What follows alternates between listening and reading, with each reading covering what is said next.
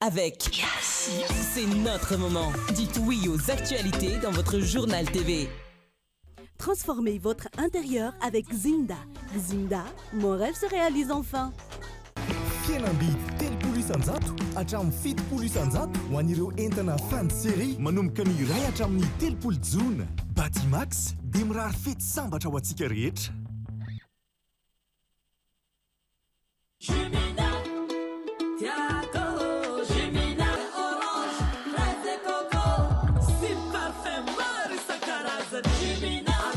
Mety aminà. Manolotra ho anao ny vaovao.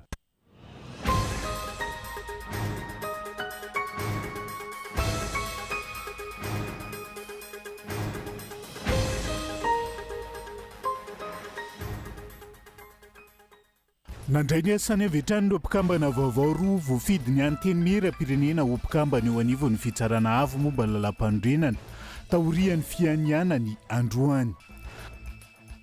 Andraisana fanapahan-kevitra ny voalohany volana jolay izao ny teti-bolam-panjakana 2024 raha tsy misy ny fiovana. Isa miteraka adevitra maro anatin'io ny fiainan'ny teti-bola ho an'ny fanabeazana sy ny fambolena izay tsy maintsy hojerena akaiky ireo solombavam-bahoaka. Niakatra 1,100 ny tahany famatsin-drano eto Antananarivo sy ny manodidina. Vinavinaina mbola hiakatra izany aorian'ny fahavitan'ireo tompam-pamokaran-drano vaovao hono teo anivon'ny ministerian-drano. Mitarika ny mponina ifindra-monina ny tsy fandriam-pahalemana misy ao amin'ny komuna ambanivohitra n'Andiza na Carion hono ben'ny tanàna. Ny tao Ambojafy izay nahazo posta fixe ny gendarmerie hiadina amin'izay tsy fandriam-pahaleman'izay. Any ivelany mbola mitohan-trano ny fanafiana ataon'ny Israeliana au Liban na eo aza ny fifanarahana fampitsarana ny ady miaraka amin'ny États-Unis ny any Cypriandreo.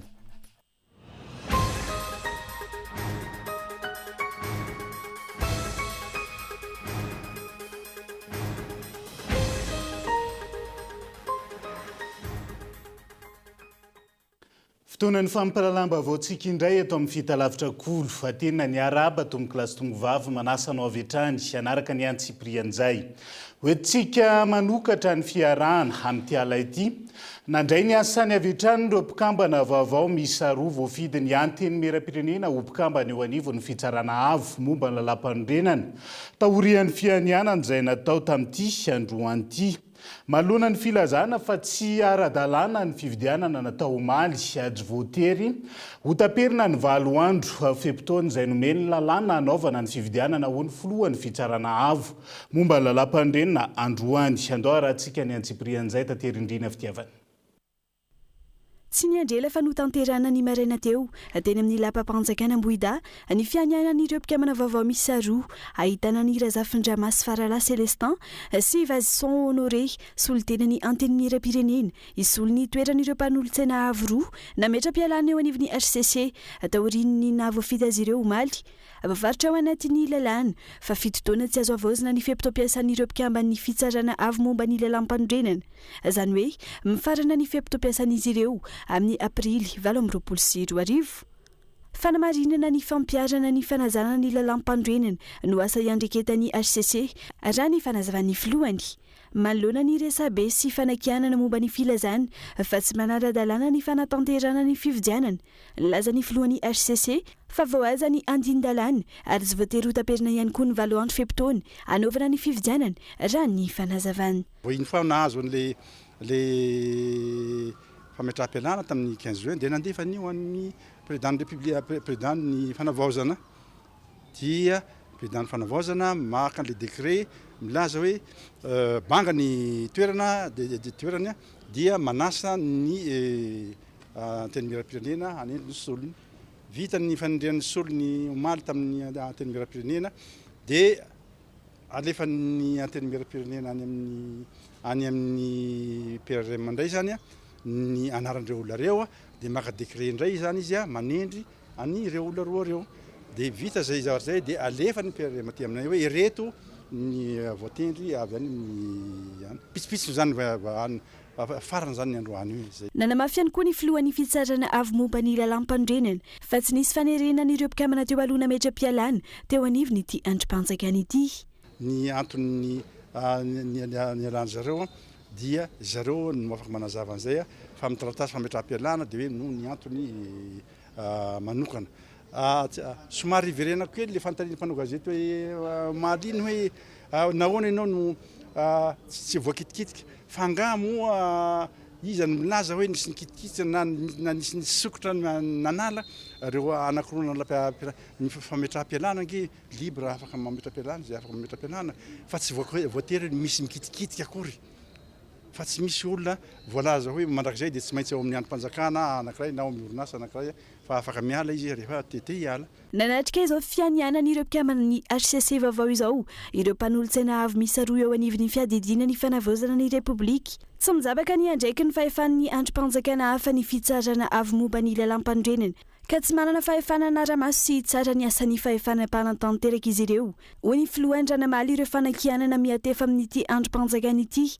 Atsahevina hatrany mpikamana 5 zany hatreto no novana tamin'ny firafitry ny HCC teo aloha. Any telo no soloina tamin'ny Desambra 2024 izay solitena avy amin'ny filohampanjakana ary atokany roa izao no soloany anteny miram-pirenena izao rehefa samy nametra-pialana ireo mpikamana 5 teo aloha. Izay ny fianianan'ireo solitena ny anteny miram-pirenena eny anivo ny fitsarana avo momba lalam-pandrenana fiverenantsika amin'ny fandaniana ny teti-bola mpanjakana eny anivo ny anteny miram-pirenena.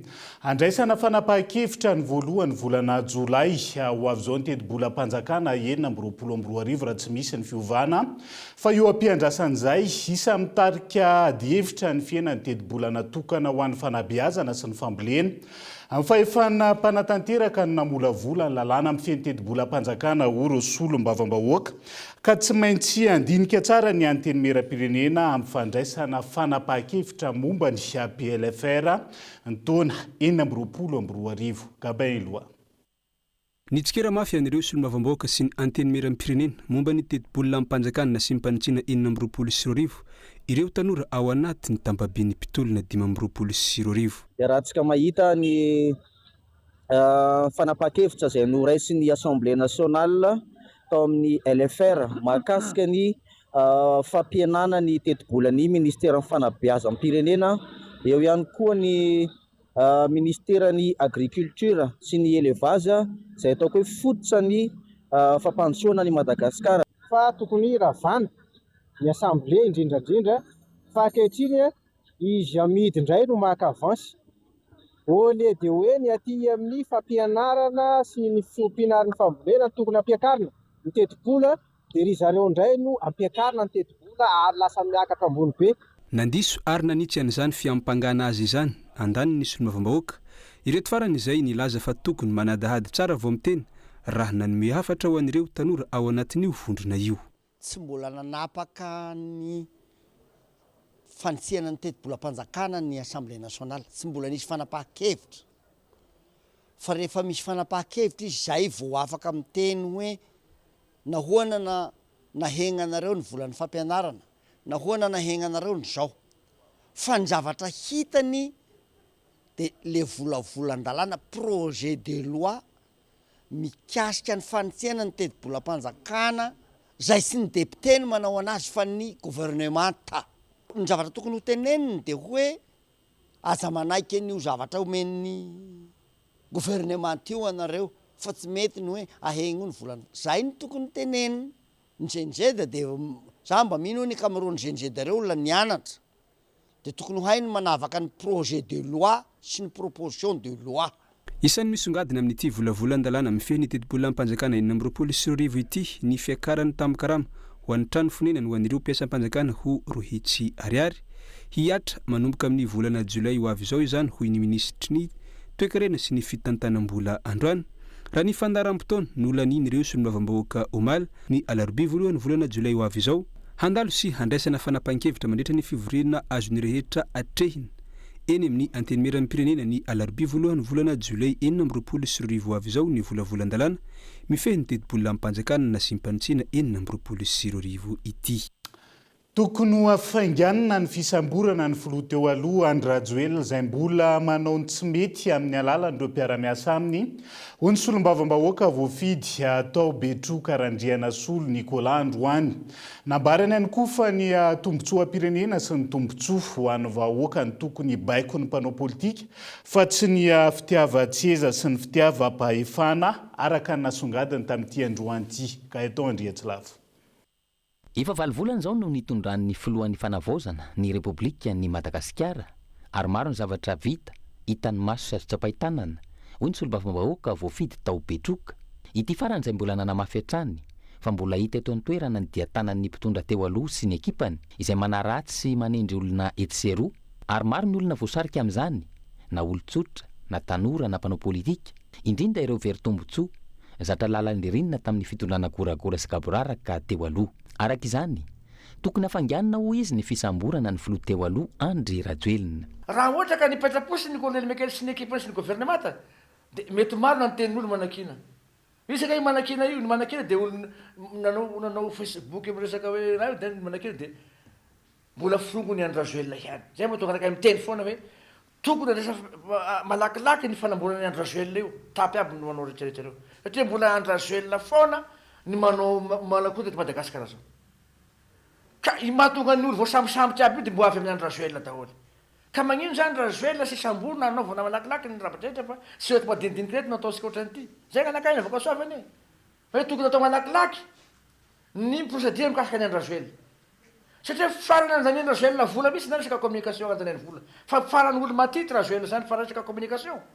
Dia Rajoelina mafoy vola posiny. Anarasirasy olo ampiadipiady olo. Farany hainy Andry Rajoelina tokoa resaka hoe mampiady olo. Na olo agnatiny tamin'ny fotoana tao zambarako anareo hainy mampiady ny olona reo. Sinaka izy niala tamin'ny plasiny io. Ankilan'izay, niteraka resabe teny anivon'ny fiarahamonina ny fanehoan-kevitry ny filoha teo aloha Marc Ravalomanana tany ivelany mikasika ny tanora. Natao fitaovana sy nasaina ny lahatra ireo tanora raha ny nambarany ary mbola manjaka ny fandrahonana sy ny fampidirana ponja. Eo anatrehan'izany, naneho ny heviny ny solombavambahoaka voafidy tao Betroka ary nilaza sy nanamafy ihany koa fa tokony hahijery ny tombotsoam-pirenena sy ny tombotsoa ho an'ny vahoaka ny mpanao politika fa tsy aneho miharihary ny kajy politika fitadiavan-tseza sy ny fitiavana fahefana. Raha salaminaka manokana za sy tokony Ravalomanana marika zany mandra-pahafatiko amin'ny politika zany. Regny zany efa sala amin'ny voan'ilay tour-d'âge amin'ny politika. Regny zany ny resaka bokony eto sy tatarany fony. Dia anao fe mino fa raha Ravalomanana nitondra eto Madagasikara ataosika mitondra dia sabalimata amin'ny Andry Rajoelina fa izy. Rajoelina keny nampahatra anazy. Natonga nasaira sala amin'io. Nagnidiny teko partout nandravandrava ny fananana Ravalomanana tety. Dia zany fe mendrika mbola ataosika hoe mbola ho eritreretinao zany raha ohatra hanana fahefana sisy valifana lakolosy mopera toy ihany teo. Zany tsy sahala amin'ny fagnarasiana zany. Nefa tokony fandraisana Ravalomanana marika filoha teto aloha. Andriamanitra Colonel Mekaely nampanokatra ny tiko. Fisindovana ny olona malagasy satria be da be ny gasy mahazo tombosoa anatin'izy. Za miteny anao sahala amin'ny hoe magnasara ny tegany agny zany izy sahala amin'ny hoe aty izy mody misesaka hafa izy aty amin'ny filoha fanavaozana fa agny amin'ny velany agny izy magnarasy ny filoha fanavaozana. Mbola ataonao filoham-pirenena zany izy avy eo. Zay zany eritreretiny saina. Ny firosoana amin'ny fikaonam-pirenena ahafana miroso amin'ny fifidianana madio mangarahara sy ekeny rehetra ny tokony masonina sy hanoanana ny fitondrana fanavaozana hoy izy. Ka aorian'izay any amin'ny fifidianana no mifaninana izay te hitondra ny tany sy ny firenena. Avelantsika eo ny vaovao politika sy ny raharaham-pirenena fa niakatra 2.100 ny tany famatsin-drano eto Antananarivo sy manodidina amin'izao fotoana izao vinavinaina mbola hiakatra hatrany amin'ny 5 alina metatra toratelo zany aorian'ny fahavitany tompam-pamokaran-drano vaovao. Hoy teo anivo amin'ny ministeran'ny rano fanadiovana ary ny fidiovana androany. Hivatsy kelikely miaraka amin'ny zay ny olana ny famatsin-drano eto Antananarivo sy manodidina araka izany rano fanohikevitra tamin'ity androany ity. Daniela Aminorso. Ny tombo 2 sy 2 alina metatra toratelo isan'andro amin'izao fotoana ny famokarana rano eto Antananarivo. Vokatra izany, maro ireo toerana avo efa manomboka mahazo rano, isan'izany eny Ambohipo, Ambatomaro, Mahazo sy ny manodidina. Vinavinaina mbola hiakatra hatrany amin'ny 5 metatra toratelo izany amin'ny alalan'ireo foto-drafitr'asa tompam-pamokaran-drano izay andalam-panamboarana amin'izao fotoana toy ny eny Ambotrimanjaka, Laniera ary ny etsy Amoron'Akohona hoy ireo tompon'andraikitra. Efa vona ihany koa isika amin'ny fiatrehana ny maintany. Anisan'ny mamaly amin'ny ampahan'ny vanim-potoanan'ny haintany ny tetikasa pahepa mifametanana amin'ny tetikasa jirama. Mandrapaha aloha dia misy ny fampiasana an'ireo fitaovana izay nomena ny jirama ny camion citerne efa misy reny. Efa nisy ihany koa ny fametrahana groupe électrogène de secours izay mandeha raha ohatra misy fahatapahan'ny herinaratra eny anivon'ireny toerana mpampiakatra rano sy fakana rano ireny. Misy ihany koa ny fampitaovana ny jirama amin'ny resaka fampitomboana ny unité compacte de traitement sy ny fampandehanana an'izy ireny izay andeha mialohan'ny vanim-potoanan'ny maintany ato ho Antananarivo sy ny manodidina. Ankilany, hoentina manomana sy mandritra ny fampiasam-bola eo amin'ny sehatry ny famatsian-drano madio mandritra ny fotoana maritra hatramin'ny taona 2020 sy 2020 izay natao hamalina ny fitombon'ny filan'ny mponina sy ny fivelarany tanan-dehibe ary koa fiatrehana ireo fanamby ateraky ny fiovan'ny toetrandro. Nisy androany ny atrikasa fampahafantarana ny vokatry ny drafitra fototra momba ny famatsiana rano fisotro madio ho an'ny Antananarivo sy ny manodidina izay niarahan'ny Ministeran-drano, ny fanadiovana ary ny fidiovana tamin'ny jirama sy ny banky iraisam-pirenena izay isan'ny mamatsy vola ny tetikasa PAEP. Le PAEP maintenant est un montant total de 400 millions de dollars. Mitetina $400 amerikanina ny famatsim-bola amin'ny tetikasa PAEP amin'izao fotoana. Izy io dia miasa Antananarivo sy amin'ireo tanàna faharoa lehibe manerana ny nosy. Noho ny famatsim-bola fanampiny izay ny fanarahana volana vitsy lasa izay dia mihitatra amin'ireo foibe faharoa misy 720 tantanàna jirama ihany koa ny tetikasa. Fantatrareo fa misy krisin-drano eto Antananarivo. Noho izany dia mitondra vahaolana maika sy vahaolana aingana izahay. Kanefa ny tanjon'ity atrikasa ity dia hanampy ny fanjakana malagasy hamola vola viana maharitra. Raha tsy izany dia hiasa amin'ny famahana olana maika foana isika. Mitombo aingana anisan'ny mponina. Mihamafy hatrany ihany koa ny olana momba ny fananantany eto Antananarivo. Raha tsy raisina dian'izao ny fanapahan-kevitra momba ny fandrindrana sy ny fampiasam-bola maharitra dia mety tsy ho azo tanterahana intsony izany amin'ny ho avy. Antony nanaovanay nandritra izay 2 na 3 taona faran'izay fandinihana ireo vinavina sy safidy samihafa ary fanadiadiana maro. Ny famelabelarana manaraka dia ampiseho ny drafitra lehibe ho an'ny Grand Tana ao anatin'ny 20 hatramin'ny 520 taona ho avy. Izany dia ahafahana mandrafitra sy manomana mialoha ireo fampiasam-bola rehetra ilaina amin'ny fotoana maharitra.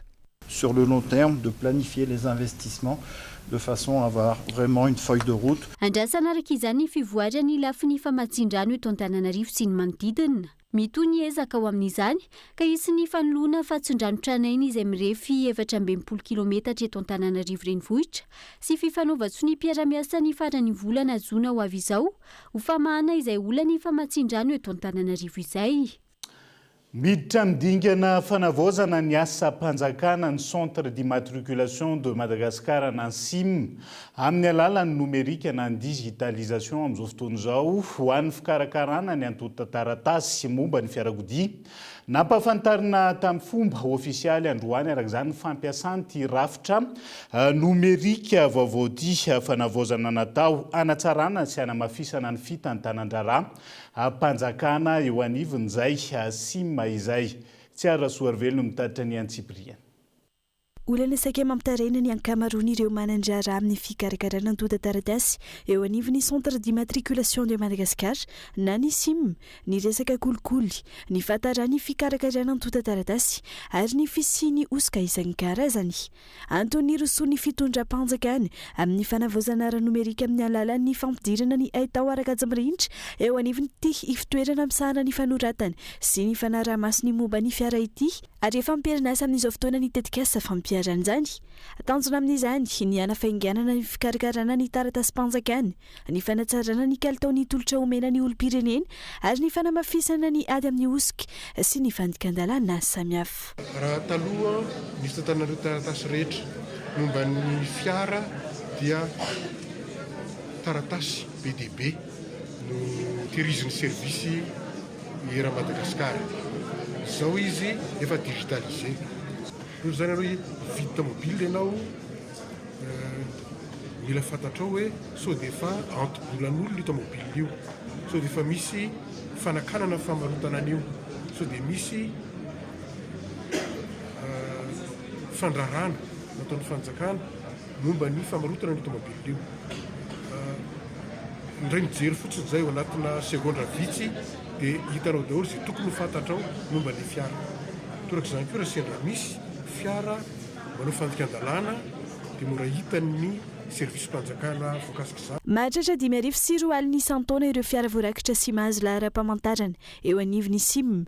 Efa mihoatra ny 5 mihetsy kosa ireo fiara tafiditra ao anatin'ny angorakitra ara numerika na ny base de données araka ny fanazavan'ny tompon'andraikitra. Mitoy miandalina ny fampidirana ireo antotan-kevitra sisa tavela. Efa misokatra ihany koa ireo ifitoerana 7 maneran-nosy izay mampiasa ny plateforme numerika natokana amin'ity fanavaozana ara numerika ity. Enregistrement araka ny milaza teo dia tsy maintsy ny centre immatriculateur ihany no manao ny enregistrement. Mahakasika an'ilay situation administrative des véhicules kosa dia afaka atao na iza na izy. Fa ao anatin'ny manao an'ilay atao hoe intégration des données zahay izao, izany hoe mampiditra ireo données mahakasika ny fiara rehetra ao anatin'ilay système zany dia efa andalana tsy ho ela dia efa ho feno ny données tsy anila no anentana antsika da sanatria mbola tsy tafiditra ao anatin'ilay données ny anatin'ilay isava ny données mahakasika ny fiarantsika dia afaka manatony centre immatriculateur. Nanomboka tamin'ny fomba ofisialy maneran-nosy ny tetikasa numerika ISAV, information sur la situation administrative des véhicules. Sehatra ahafahan'ny tompon'ny fiara ihany koa manamarina ny toedrarahara mpitantana ny fiarany amin'ny fomba mangarahara sy aingana. Tafiditra indrindra ao anatin'ny politika mpanjakana ho amin'ny fanavaozana ara numerika eo amin'ny asa mpanjakana amin'ny alalan'ny ministerany atitany sy ny fitsinjaram-pahefana, ny SIM sy ny unité de gouvernance digitale UGD ary ny tetikasa prodigy atoanany banky iraisam-pirenena. Lafomba vao hafa iroso amin'ny fanadiovana fahobe amin'ny firenena raha mpitso hiadina amin'ny loto. Tsy ny fanjakana ireny no hanadio fa antsoina ny rehetra hiara entana ka samby hanadio ny toerana misy azy isam-pokotany. Tanjona ny hanovana ny toe-tsaina sy handraisany tsirairay andraikitra amin'ny andavanandro. Raha ny faneho-kevitra nentin'ny minisitra ny rano ny fanadiovana sy ny fidiovana tamin'ity andro anty. Daniela Minorso.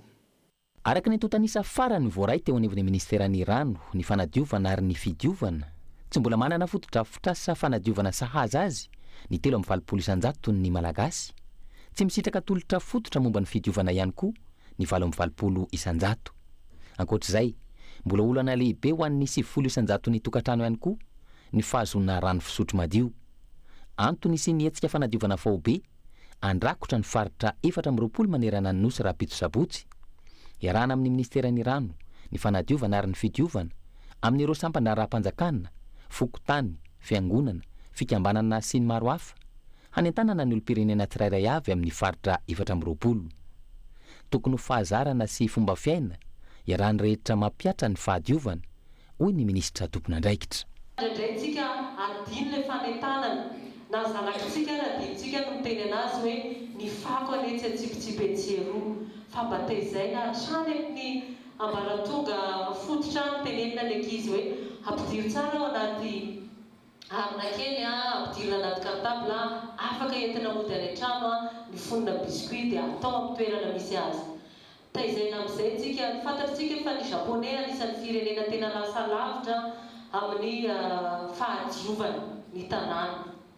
Tsika manomboka amin'ny zavatra kelikely na ataontsika hoe tapakandro ny sabotsy efa zava-dehibe zay satria le famerenana mihitsy fitiavana n'le fahadiovana sy le tsy mandoto zay no ny averintsika satria indraindray adiny mamerina zay eny amin'ny fiarahamonina hoe mila nentsika tsirairay avy mihitsy tsy manary fako etsero reny sachet avy nivitanantsika zavatra tany amin'ny grande surface reny any ka tsy atsipy eny amin'ny arabe misy tena mitady le tatatra mihitsy anarina fako tena marina zany aiza misy tatatra adatsahana amin'ity fako ity dia nefa iny zavatra iny manentsina an'le fako za tsy teny andramana fa tiako tenena hoe ndao atombokotsika izy io dia hijerentsika ny anoizana anazy efa tonga hatrany amin'ny projet resaka transformation ana déchet goavana be makany amin'ny energia ny firenena matanjaka ny tsika mbola eo amin'ny resaka fako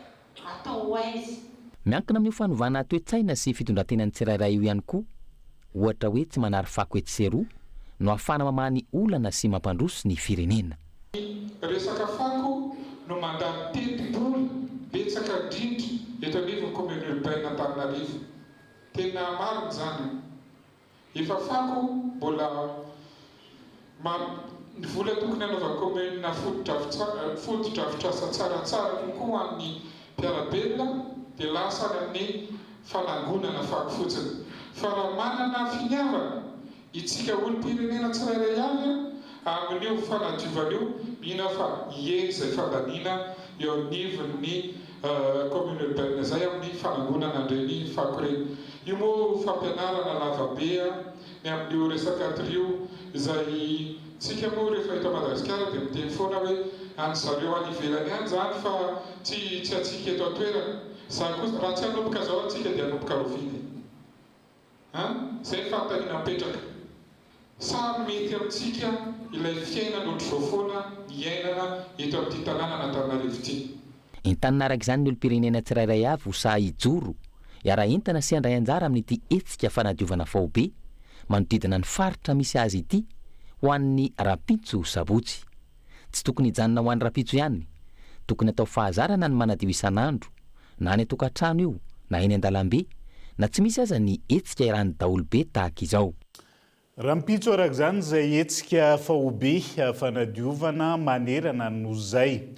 Fa maro ireo very asa noho ny ilotsaina artifisialy hono teo anivon'ny tranobe ny varotra sy ny indostria eto Antananarivo na ny CCIA tamin'ity androan'ity manoloan'izay.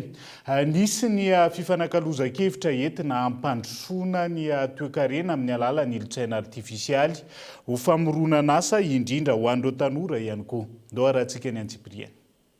Olona maro no manomboka very asa noho ny ilotsaina artifisialy na ny intelligence artificielle amin'izao fotoana izao, no izy mora ampiasaina kokoa na eo amin'ny lafin'ny fampianarana na eo amin'ny lafin'ny ara-barotra. Manoloan'izany, nanambarany teo anivon'ny CCIA na ny Chambre de commerce et industrie d'Antananarivo fa hifantoka amin'ny anjara toeran'ny ilotsaina artifisialy na ny intelligence artificielle sy ny varotra elektronika izy ireo amin'ny fampandrosoana ny toe-karena. Tazona amin'izany hoy izy ny ampiroboroboana sy fandiniana stratejika momba ny fandraisana anjara amin'ny varotra elektronika na ny e-commerce sy ny ilotsaina artifisialy. Hanamafisana ny fifaninanana eo amin'ny orinasa ary koa ho fampandrosoana ny toe-karena. Nanamafy anefa izy ireo fa mety ampihena na amorona asa vaovao ihany koa ny ilotsaina artifisialy ka ilaina ny manaraka sy mampifanaraka ny fahaiza-manao amin'izany raha ny fanazavana hatrany. Indrindra ireo orinasa le mpanondrana fahaizana ny ivelan'ireo ny service numérique efa betsabetsaka ihany le asa toke eo amin'ny 300 na ny 700 ny asa tadovery amin'io noho io ilotsaina artifisialy io tanatin'ny roa taona. Dia noho izany zany tena tsy maintsy mijery lalantsika ahafahana mampiasa le fahaizantsika amin'ny resaka ahitao kazoritra hitondra an'izy anatin'ny fampiasana ilotsaina artifisialy. Fanampin'izay, efa misy ary maro ireo tetikasa napetraka ny fanjakana anomanana ireo tanora sy orinasa hiatrika ny fiovan'ny tontolo nomerika. Ato amin'ny fanjakana misy firoana amin'izay fahaverezana azy izay dia misy ny tetikasa vitsivitsy izay misy ny efa mandeha, misy kosa ny mbola eo am-piketrehana. Ohatra zao ny asanay efa mandeha izay fitantanana ireo tanora miasa ny numerika eo amin'ny anarivony eo izay iarahana miasa amin'ireo orinasa BPO.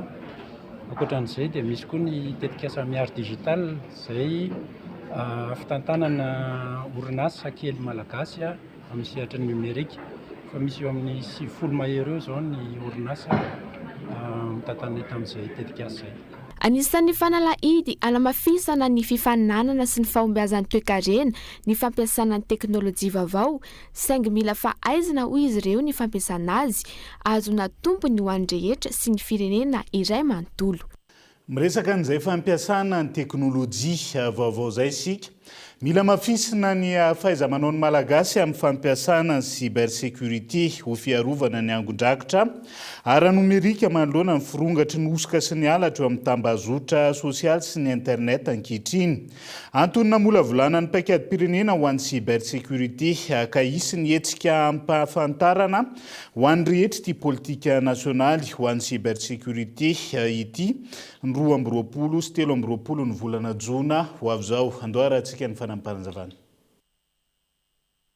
Ahoana moa ny anaovantsika cybersécurité raha iantso foana tsika olona avy any ivelany hanao an'ilay izy. Tsy anana souveraineté mihitsy zany Madagasikara raha ohatra ka tsy malagasy no miaro ny domiana. Itsika ve amin'izao fotoana izao ohatra hoe anaiky ve tsika hoe ny polisy olona avy any ivelany, ny gendarme olona avy any ivelany, miaramila avy any ivelany. Tsy maintsy atao iny moa ilay anaty hoe coopération fiteny taloha, fa tsy maintsy zany mianatra ary zay ny anisany nangatahana amin'ireo partenaire izany hoe ampianatra sy ampiakatra ny fahaizan'ny malagasy hiasa eto an-toerana. Misy moa mandeha any ivelany satria certification internationale ilay izy, fa ny tambina aloha amin'izao fotoana izao dia micréer pool na olona passionné hiaro ny données antsika malagasy.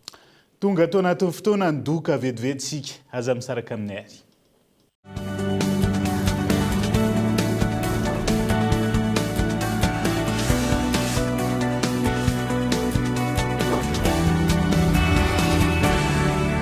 Malagasy mifety tohaniny antsika ataoko inaktiva ianao. Fais très attention avec cette femme. Mon amour pour Rosalinda n'a rien d'impossible.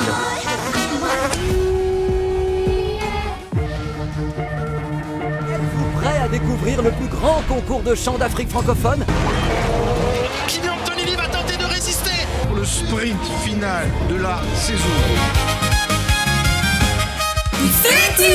Atao Andrea abonnementanao dia mahazo chaîne rehetra mandritra ny 30 andro hatramin'ny 7 ambin'ny 10 Jolay lasa 10,7 ariary monja ny décodeur HD miaraka amin'ny formule access maimaim-pona hatrany ny sahafa sy ny fametahana azy.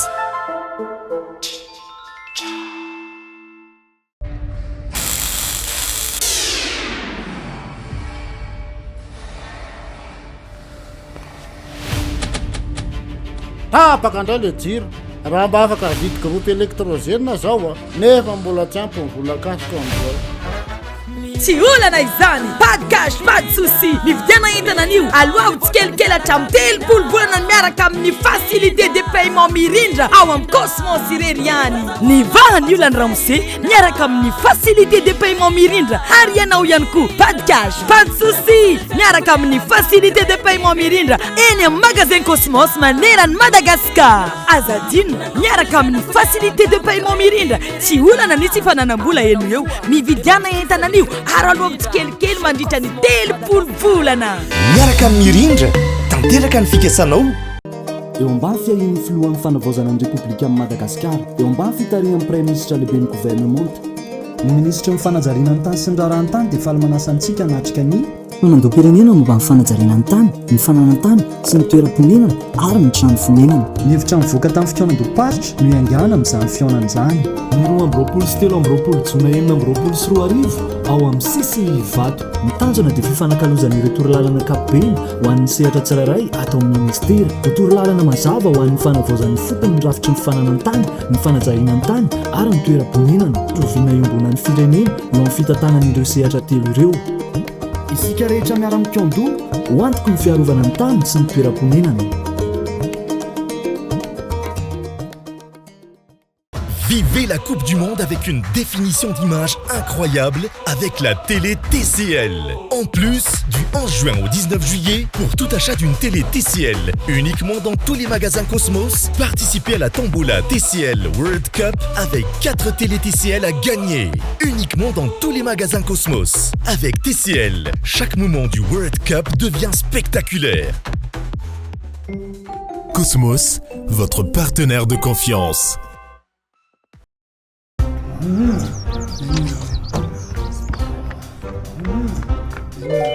Toy ny fianakaviana rehetra dia samy manana ny fahasamihafana ny tsirairay. Misy ilay kintana vaovao miavaka mahafatifaty.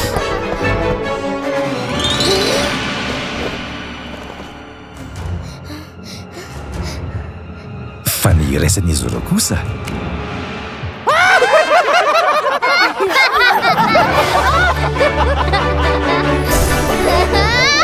ilay ny fampizarany sy zarany amin'ny rehetra.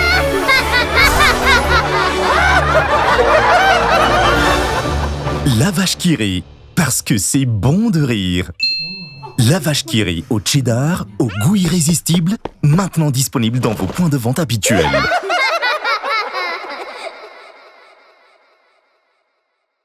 Vibrez au cœur de la Coupe du Monde avec les télé iSense, sponsor officiel de la Coupe du Monde 2026. Du 11 juin au 19 juillet, prix spécial Coupe du Monde, uniquement dans tous les magasins Cosmos, sur une gamme de modèles avec des remises allant jusqu'à 17%. iSense, innover pour une vie meilleure. Cosmos, votre partenaire de confiance.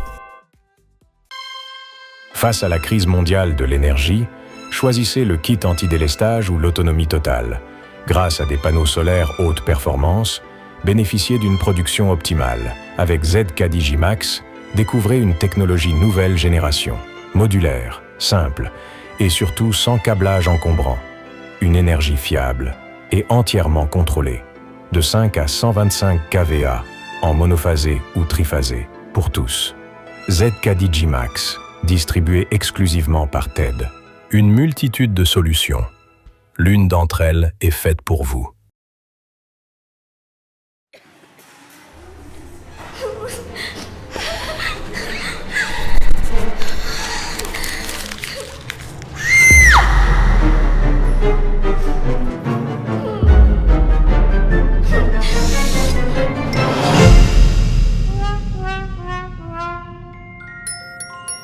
Tongava mankalaza ny asaramanitra miaraka amin'ny mpianakavy ety amin'ny akriva. Mandritra ny volana jona dia tolotra miavaka hatramin'ny 10% ny andranao amin'ny robotika ety atoerana.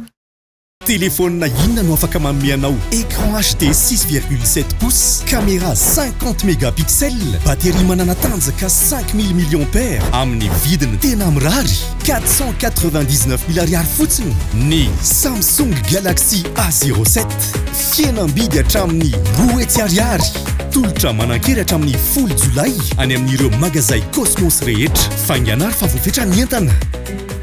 Cosmos, votre partenaire de confiance. Fibra matanjaka indrindra raha mbola eto mata. Fibra Yasa mazava ho azy. Promo spécial ny 18 sy 20 jona eny amin'ny zaridaina Antaninarenina irery any. Manova souscription amin'ny Fibra Yasa manomboka amin'ny 49 000 ariary dia mahazoro volana maimaim-poana be zao. Ary ararotiny démo réalité virtuelle, ny wifi bojo amin'ny téléphone, test d'éligibilité fibre sy ny animation maro samihafa. Gamer, izy tournoi de Mobile Legends enao sisa ny andrasana. Yes! 25 millions ariary! 25 millions ariary! Wow! 25 millions ariary! 66 ans, 66 gagnants, 66 millions d'ariary à gagner!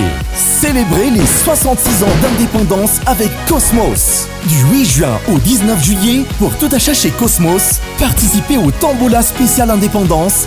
Premier lot, un chèque de 25 millions d'ariary et 65 autres lots en bon d'achat d'une valeur totale de plus de 41 millions d'ariary.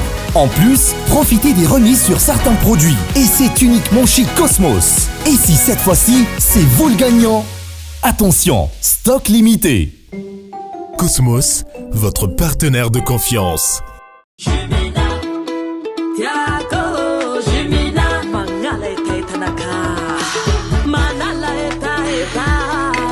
Itanao mpivarotra rehetrarehetra meilleure qualité mitondra vitamine C. Ny goût-tegna naturel tsy pirate fa tegna réel. Parfait orange, fraise et coco sy parfum maro isan-karazany. Mina mety amina.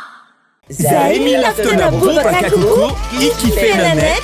Zao de zao helo hoanina 1 giga no mety aminao. 1 giga be zao 500 méga mandritra ny tontolo andro ary 500 méga azonao ampiasaina manomboka amin'ny 10 ora alina hatramin'ny 9 ora maraina. Arivo ariary foana nefa 1 giga isanfena amin'ilay azy. Tsindrio aingana ny dièse 322 étoile 64 dièse na midira amin'ny super app Yes et moi. Yes.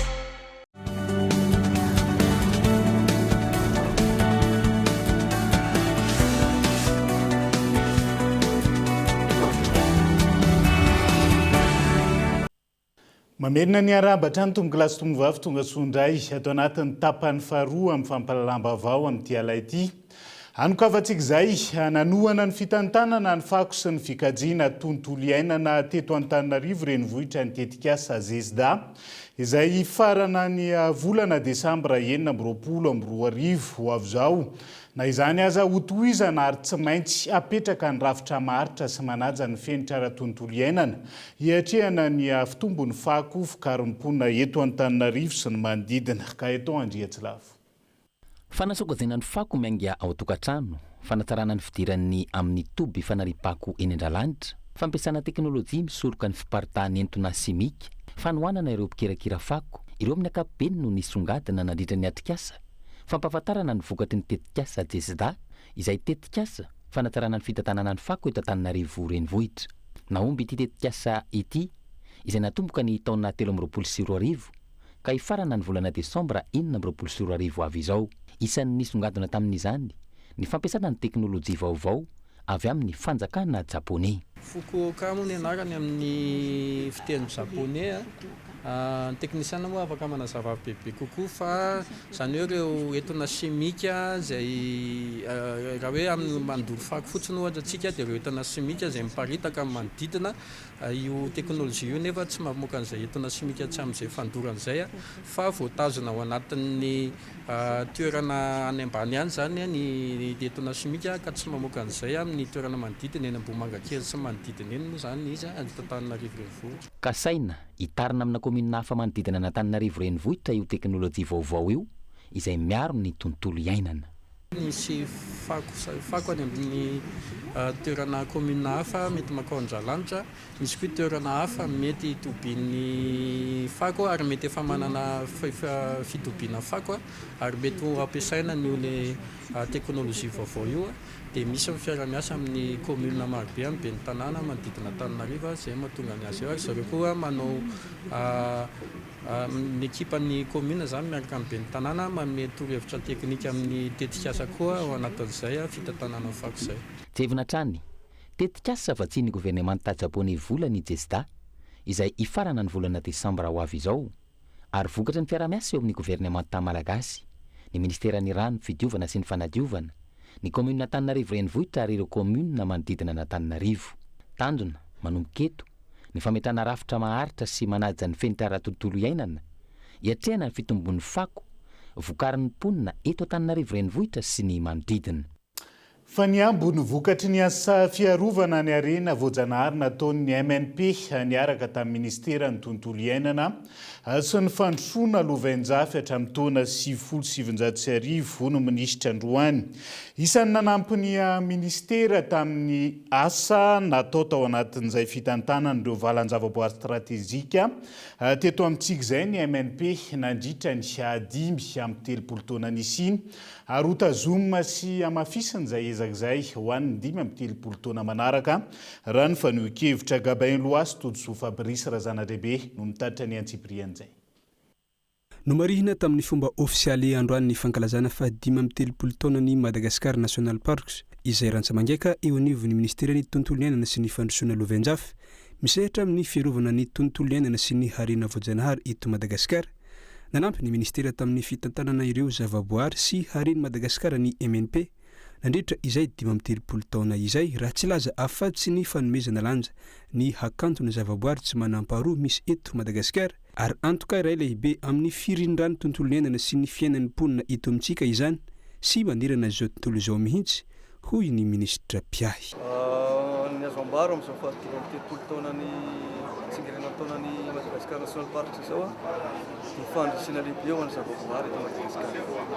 Izay aloha ny teboka tsara tsindriana satria ny Madagascar National Park samy manana velaran-tany lehibe indrindra sy manana valan-javaboary indrindra tantaniny eto Madagasikara. Fa maninona moa izy no manana an'izay satria izy nda tsy mangaiky eo an'y ministère tsipelaina sy ny fandrosoana izany hoe ny valan-javaboary sy tantanin'ny Madagascar National Park efa nanam-panjakana satria eo anatin'ny ministère tsipelaina ny Madagascar National Park. Ny faharoa izy ihany koa no isany manana traikefa ilay lazatsika hitantsika tamin'ny présentation natao teo ireo karazana valan-javaboary dia hita eo an'io fitantanany mety avokoa ny parc national, ny réserve spéciale, ny parc marin, ny biosphère dia ahitana taratra an'izay daholo no anivony ireo valan-javaboary tantan'ny Madagascar National Park. Ny taona 1979 no niorina voalohany ny MNP izay nitondrana anarana angapy tamin'izany fotoana. Faritra arovana nisandrahaka tamin'ny velaran-tany ray tapitrisa hektara no tantaniny tamin'izany fotoana raha ny tantara. Amin'izao taona 420 izao nitombo avy telo heny izany. Misa 7 ireo valan-javaboary tantaniny ankehitriny ary amafy ny ezaka ho any 5 taona manaraka raha ny fanazavana. Tany am-piandohana dia tao amin'ny ray tapitrisa hektara tamin'ny andro nanomboana tamin'ny andro ny angapy ny velarana valan-javaboary ny tantanin'ny angapy tamin'izany ankehitriny izy dia nitombo avy telo eny satria telo faingo etsy hektara ny vina ho an'ny 5 taona manaraka dia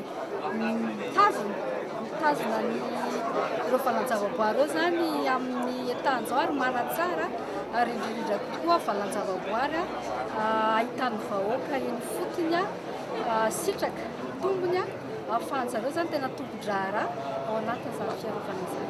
Indritra izay 5 taona izay mirefy 523 hektara ny ala voarina raha toa ka ohatra faingo 900 ny tahany fanimbana ala tao anatin'ireo faritra arovana voalaza ireo. Ankoatra ny tombony ara-toekarena nentin'ireo valan-javaboary ireo tamin'ny kitapom-bolona ampanjakana, nisy ihany koa asa mivantana izay miisa 7,000 no nateraka ireo faritra arovana 7 ireo ary ponina miisa 12 tapitrisa no nisitraka tombony avy amin'ny roa fiasan'ireo karazany zavamananaina ao aminy raha ny fanazavana hatrany. Rehefa misy miambo dia misy ihany koa ny miiba ary isan'izay ny ady amin'ny tsy fandriam-pahalemana raha ny eo amin'ny commune ambanivohitra nandihizana kareo manokana izay mitarika ny mponina hifindra monina izay tsy fandriam-pahalemana izay aony be ny tanàna. Ho fisorohan'izay sy ampanjakana ny fandriam-pahalemana any an-toerana. Notokanana tamin'ny fomba ofisialy androany posta fixe ny gendarmerie ao Ambohijafy izay natrihan'ireo manam-boninahitra sy ireo tompon'andraikitra isan-tsokajiny tamin'ity androany ity. Entsorasoary malala. Anisan'ny olana mbola mampitaraina ny mponina ao Ambohijafy sy ny manodidina ny tsy fandriam-pahalemana. Tsy ivona fa nisy ny fanafiana amin'ny tampiadina na rahina fitetezana tokantrano maromaro ny tranga teny an-toerana eritao na lasa teo izay. Vokatra izany, miaina anaty tebotebo sy orohoro ny mponina, ka misy ireo mieritreritra ny hifindra-monina. Ankoatra izay, mahazavana ihany koa ny alabotry noho ny tsy fisian'ny herinaratra eny an-toerana raha ny fanazavana. Hosatry n'izany olana izany, natsangana ny tompo-piasana maharitra ny gendarmerie ao Ambohijafy izay notokanana tamin'ny fomba ofisialy androany. Voalaza fa efa ampy fitaovana ny tompo-piasana ary afaka manatanteraka ny asa avy hatrany ireo mpitandro filaminana. Tahaka ny setriny ambanivohitra aloha dia ny alabotry aloha tena misy. Kanefa ty faritra Ambohijafy izay somary mitokatokana ity misy mpandraraha mipetraka amin'ny toerana dia niaran'izay tsy fandriam-pahalemana, niaran'izay fanafiana amin'ny tampiadina izay dia izay no ezaka nahatonga an'ilay fokon'olona nentina mihitsy andao anao ezaka tsika ahafahana mampanantona ny fotodrafitrasa ho an'ny gendarmerie pirenena mba hahatonga izay mpitandro filaminana anatiny aty fotony izay. Ezaka niarahana tamin'ny fokon'olona izy io zanakam-pelezana ary ny commune zany dia ny fanampy mba ahafahana nateraka zao fotodrafitrasa zao. Ty poste vasaty dia mahakasika ny fokontany Ambohijafy, fokontany Angavikely, fokontany Nanalezana ihany koa. Kanefa na izany zany dia anampy ihany koa ny fiarovana ny fandriam-pahalemana amin'ny lalam-pirenena faharoa etapy Mardazy iny ty satria tsy lavitra eto ny lalam-pirenena faharoa zany izay voasahany ty poste fixe ny gendarmerie ty. Tsy andrakitry ny zandary irery ny fiatohana ny fandriam-pahalemana fa didiny rehetra hoatrany ny ben'ny tanàna. Tafiditra anatin'izany ny fiaraha-mienta ny mponina sy ny fanentanana amin'ny fiarovana ny tanàna.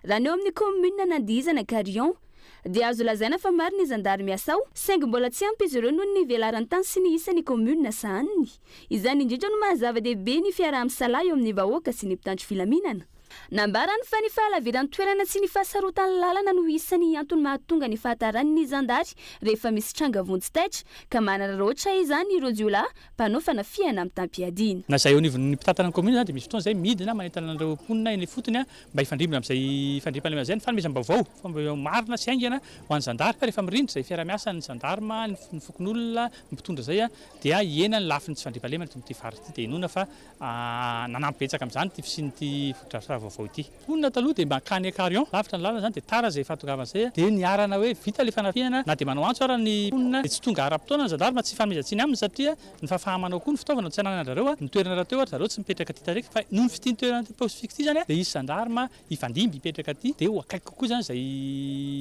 fiantsoana mpitandro filaminana zay hoaingana koa ny intervention anisany andraikitry ny commune ny miantoka ny fandriam-pahalemana sy ny filaminam-bahoaka ka izany indrindra no nanosika ny fananganana ny ty fototra-pitrasa ity hoy ny fanazavana naneo ny hafaleny kosa ireo mponina izay nilaza fa atsiaro milamina kokoa sy hiena ny tebiteby manoloana ny fisiny ny tompo-piasan'ny zandary akaiky azy ireo etsikara-kolotsaina sy fampisehoana isan-karazany na rahana dimirindra no nentina nankalazana ny fitokanana izay natrehan'ireo manamboninahitra sy tompon'adakitra maro ka nofaranina tamin'ny fiaraha-misakafo lafa mavoafa manomboka mihamaro ireo mpanao hosodoko manitatra ny asa tanany amin'ireo rindrina maro eto Antananarivo sy ny manodidina ankoatra ny fampahafantarana trano ny sanganasa manova ny endriky ny tanàna ny asa tanany ary mitondra fanavaozana ara-tsaina sy fanabeazana ho an'ny fiarahamonina ihany koa ireo mpisehatra nampiseho ny fahaiza-manao ny teny ankady vato sy ny manodidina teny tamin'ity androan'ity doarahantsika ny antsiprian'izay Anisan'ny antony mampandroso ny tanàna iray ny kanto aseho amin'ny endrika samihafa sy mitondra fivelarana ara-tsaina sy ara-moraly izany eo amin'ny manodidina sy ny mpisitrak azy raha ny fanazavana voaray ny fandrosoana miainga avy eo anivon'ny fiarahamonina iray no mihitatra ho an'ny firenena iray manontolo arak'izany natomboka teny amin'ny fokotany ankady vato ny fanatsarana ny tanàna amin'ny alalan'ny kanto ny arahana tamin'ireo mpanakanto mpanao rap. L'objectif en lizy hoe réappropriation ny espace urbain dia sady embellissement ny tanàna rehefa tsara ny tanàna dia laza na ny olona andoto anazy ara lasa mety mieritreritra indroa intelo zay vao andoto an'ilay zavatra tsy voatery miandry ny androm-panjakana sy ndraidrarehetra zany fa initiative citoyenne l'izy mampitombo sy manatsara ny toekarena eto Madagasikara amin'ny alalan'ny laza ateraky ny soa asehon'ny toerana iray ny kanto azo sokajiana ho loharan'mbola ny faritra misy azy ihany koa ilay kanto raha ny fanazavana hatrany. Teraka économie izy voalohany indrindra ho an'ilay tanàna zao lasa par rapport amin'ny taloha lasa misy olona bebe kokoa zany lasa ohatrany hoe approprié an'ilay quartier par rapport an'ilay peinture dia resaka touristique lasa misy olona zao hitanay teto avy any tsy haiko sinoa reny sahina makasary eto juste mandalo teto dia efa misy zavatra souvenir hoe entina avy amin'ny Madagasikara zany ty voay be ty dia hitanareo zay le impact tianay tongavana hoe mila tsy tapitra eo amin'iny hoe inona le soratra sy le sary fa tena hoe aiza le continuité an'le izy. Sandatra ambavarano ho an'ny fanavaozana no tanterahana teto Antananarivo ity natao teny ankady vato ity ary izana hitatra amin'ny faritra maro manerana nosy izany nambara teto fa miankina amin'ny rehetra ary tsy anavahana saranga ny fanatsarana ny tanàna ny fanatsarana ny farim-piainana sy ny fampandrosoana amin'ny ankapobeny. Ireo vaovao nisongadina natao amin'ny page Facebook ny vaovao Kolo TV tamin'ity androan'ity indray no ndao arahantsika vetivety. Nisy trano miisa telo nirodana atao amin'ny fokotany Andavamamba anaty hazo ny 24 ny volana Jona 2024 tamin'ny fitora. Trano samiriana iray avy izy ireo, fianakaviana 7 misy olona 70 no traboana vokatra izany. Tonga nanala ireo rindrina izay mbola natahorana iteradoza ny mpamonjy voina ny iainy fiarovana ny mponina ary nanampy tamin'ny fanalana ny entana tototra. Novorin ny Prime Ministre Rajao Narson mamtina ireo rehetra voakasika amin'ny fanomanana sy fanatanterahana ny fanadina-panjakana baccalauréat teny Mazoarivo omaly. Nankiny ny Prime Ministre amin'ny Ministera ny fampianarana ambaratonga ambony nametrahana fomba fiasa amin'ny alalan'ny manuel de procédure amaritana mialoha ny asan'ny tompon'andraikitra tsirairay raha sendra misy zavatra mitranga tampoka. Mandritra ny conclave handrafetana ny laza adina baccalauréat dia isy ny caméra de surveillance apetraka amin'ny trano anaovana izany ka ny MNDPT no andraikitra ny fametrahana azy io anamafy ny fitandrona ny filaminana mialoha mandritra raoriana ny fitopanadinana avy ny hery fiarovana ho an'ny tompona andraikitra ao amin'ny angovo miantso ny mba handrasana mialoha ny fepetra rehetra tsy sy ny olana eo amin'ny jiro any amin'ireo toeram-panadinana manerana ny nosy ny praiministra misy ny fomba fiasana petraka ho fanaraha-maso tsy tapaka ireo olona miny manankirotana ny sainy ny mpiadina ka manelitsao amin'ny fisiny ny fiovany ny laza adina mialoha anisy ny didi-pitsarana manala ireo olona manorona trano mamboly miompy ao anatin'ny tany manamorona ny sera-piaramanidina amborovy mahajanga ny rosonandro anjomafa 7 ny volana jona 2024 ny fanesorana ny ampahany eo amin'ny tany namboleina sy ny ompiana biby samihafa ao anatin'ny faritra mihina amin'ny tany adema tory ny filazana sy fanentanana mitoy ny fanentanana amin'ny alano ireo olona nanao trano tsy ara-dalàna ao amin'ny faritra mena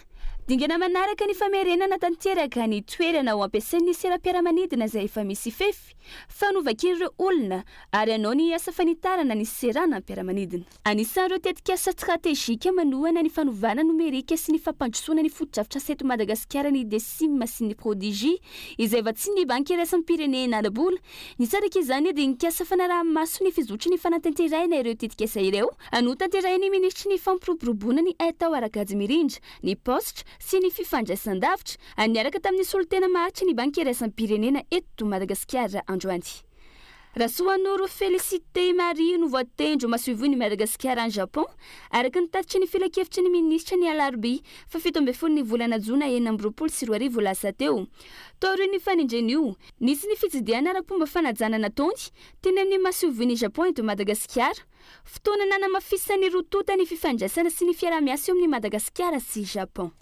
dia izay ihany koa no entsika miampita ao anatin'ny maresaka iraisam-pirenena vetivety mitoetrany ny fanafiana ataon'ny israeliana ao Liban androany maraina andaroka bomba atao amin'ny faritra atsimo sy atsinana ny Liban nitafika israeliana amin'ny fotodrafitrasany Hezbollah no nokendren'izy ireo manokana tamin'izany ary mpikambana ampoliny ao anatiny vondrona amin'ny tampiadiana shite libanais miara-miasa amin'ny Téhéran no voalaza fa maty nandritra izay fanafian'izay dia izay ihany koa no entina manakatondray ny fiarahantsika amin'ity ality ankasitrahany ianao nanaraka ny fampalalam-baovao hatramin'ny farany azadimo zomandray ny andro fotoana ny fandaharana ankitsipo izay nanasantsika vahiny misaroto ny mazatra Andriamatora Kotondrina nantenaina avy amin'ny vovonana andro no sady mpikambana eo anivony kafima ihany koa sy Andriamato Florent Didier sekretera jeneraly ny Volobe na ny vondron'olobe amin'ny malagasy fandaharana izay anasananao avy hatrany aorian'izao fampalalam-baovao zao ny tena kosa mametraka ny veloma mandra-pitafa veloma tompoko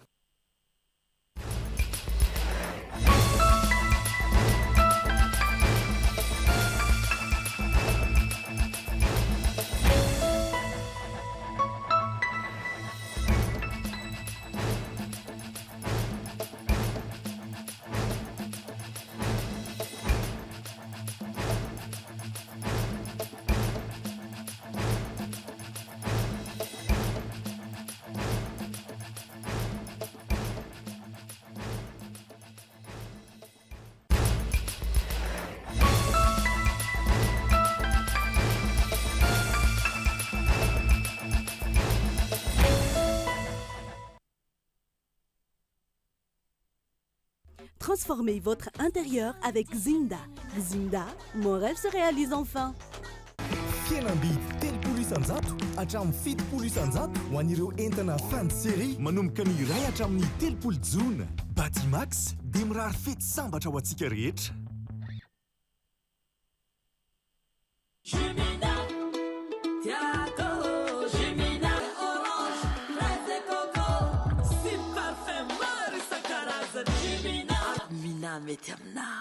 Nanolotra ho anao teo ny vaovao. Avec Yes, c'est notre moment. Dites oui aux actualités dans votre journal TV.